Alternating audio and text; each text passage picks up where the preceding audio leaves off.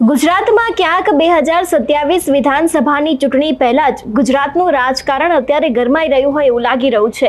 એક તરફ કોંગ્રેસનું અધિવેશન થઈ ગયું, એ બાદ ફરી એક વખત રાહુલ ગાંધી ગુજરાત આવ્યા, એ બાદ કોંગ્રેસનું પણ હવે એક નવું સંગઠન આવવાનું છે। ભારતીય જનતા પાર્ટી પણ પોતાના સંગઠનની તૈયારીઓ કરી રહી છે અને હવે આમ આદમી પાર્ટી પણ અત્યારે હાલ એટલી જ એક્ટિવ મોડમાં જોવા મળી છે। પરંતુ જો વાત કરવામાં આવે કોળી સમાજ વિશેની, તો કોળી સમાજ પણ છેલ્લા ઘણા સમયથી ખૂબ એક્ટિવ મોડમાં જોવા મળ્યો હતો અને છેલ્લા ઘણા સમયથી અનેક એવી વાતો વહેતી થઈ હતી કે હવે કોળી સમાજ પણ પોતાની એક નવી પાર્ટી લઈને મેદાન આવવાનું છે। જો કે આજ દરેક વાતને લઈને કોળી સમાજના આગેવાન જયેશ ઠાકોરનો સૌથી મોટો ખુલાસો સામે આવ્યો છે કે હવે કોળી સમાજની નવી પાર્ટી ક્યારે આવશે। નમસ્કાર, હું હંસિની અને તમે જોઈ રહ્યા છો નિર્ભય ન્યૂઝ। ગુજરાતમાં અત્યારે હાલ રાજકારણ એ હદે ગરમાયું છે કે ક્યાંક પક્ષપલટા થઈ રહ્યા છે, તો ક્યાંક ચૂંટણીની પહેલા જ અત્યારે હાલ અનેક એવી નવી પાર્ટી આવી શકે છે તેવી શક્યતાઓ પણ દેખાઈ રહી છે।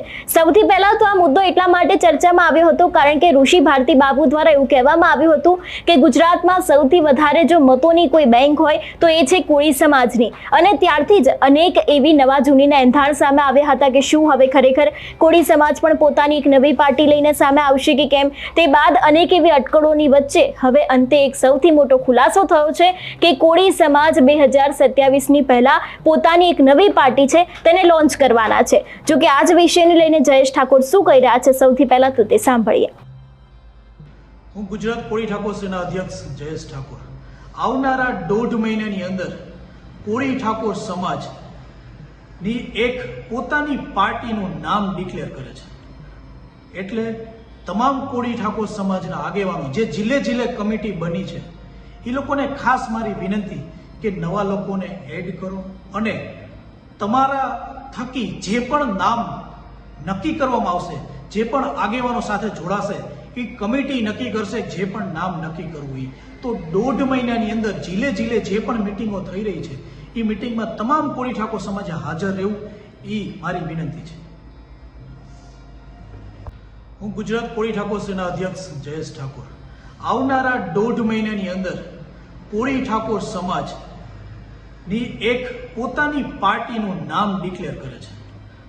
એટલે તમામ કોળી ઠાકોર સમાજના આગેવાનો જે જિલ્લે કમિટી બની છે એ લોકોને ખાસ મારી વિનંતી કે નવા લોકોને એડ કરો અને તમારા થકી જે પણ નામ નક્કી કરવામાં આવશે, જે પણ આગેવાનો સાથે જોડાશે એ કમિટી નક્કી કરશે જે પણ નામ નક્કી કરવું એ। તો 1.5 મહિનાની અંદર જિલ્લે જે પણ મિટિંગો થઈ રહી છે એ મિટિંગમાં તમામ કોળી ઠાકોર સમાજે હાજર રહેવું એ મારી વિનંતી છે। એટલે જે પ્રમાણે તેમના દ્વારા કહેવામાં આવ્યું એ પ્રમાણે કે હવે 1.5 જ મહિનાની અંદર કોળી સમાજ છે તે પોતાની એક નવી પાર્ટીની સાથે મેદાને આવશે।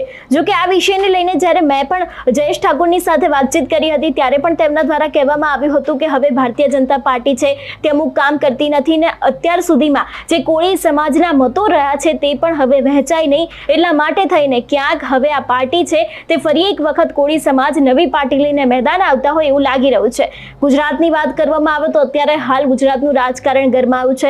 કોંગ્રેસ પોતાનું સંગઠન બનાવી રહી છે, આમ આદમી પાર્ટી પણ પોતાનું સંગઠન બનાવી રહી છે અને ભાજપના સંગઠનમાં પણ અનેક એવા ફેરફાર થવાની છે તેવી ચર્ચાઓ છે। એટલે ક્યાંક અત્યાર સુધી જે કોળી સમાજ દરેક પાર્ટી માટે એક ટેકો ગણાતી હતી તે જ કોળી સમાજ હવે એક નવી જ પાર્ટીની સાથે મેદાને આવી ગઈ છે અને જે પ્રમાણે જયેશ ઠાકોર દ્વારા ખુલાસો કરવામાં આવ્યો એ પ્રમાણે કે હવે બીજા લોકોને પણ આમાં જોડાવાની વાત કરવામાં આવવાની છે કે જે દર મહિને જે જિલ્લો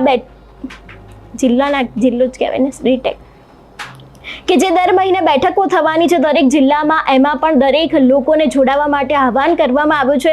એટલે ખાસ કરીને જે કોળી સમાજ છેલ્લા ઘણા સમયથી એક્ટિવ મોડમાં જોવા મળ્યો છે, વિછિયાની વાત હોય અથવા તો પછી કોઈ પણ કચ્છનો કિસ્સો લઈ લો, દરેક જગ્યાએ ક્યાંક ને ક્યાંક કોળી સમાજ એક્ટિવ મોડમાં જોવા મળ્યું હતું અને ક્યાંક હવે આ જ દરેક વાતને લઈને 1.5 જ મહિનાની અંદર કોળી સમાજ પણ હવે પોતાની નવી પાર્ટી છે તેને લોન્ચ કરી રહી છે। એટલે ખાસ કરીને એવું પણ કહી શકાય કે ગુજરાતમાં જે 2027 વિધાનસભાની ચૂંટણી આવી રહી છે એની પહેલા પણ જે તે નાની મોટી ચૂંટણી થશે એમાં ક્યાંક હવે કોળી સમાજનો પણ ભાગ રહેવાનો છે અને જેના જ કારણે કદાચ ગુજરાતના રાજકારણમાં પણ હવે નવા જૂનીના એંધાણ લાગી રહ્યા છે। તમારું શું માનવું છે આ વિષયને લઈને અમને કમેન્ટ કરીને ચોક્કસથી જણાવજો। તેની સાથે જ મારી ચેનલ નિર્ભય ન્યૂઝને લાઇક, શેર અને સબસ્ક્રાઇબ કરવાનું ભૂલશો નહીં। નમસ્કાર।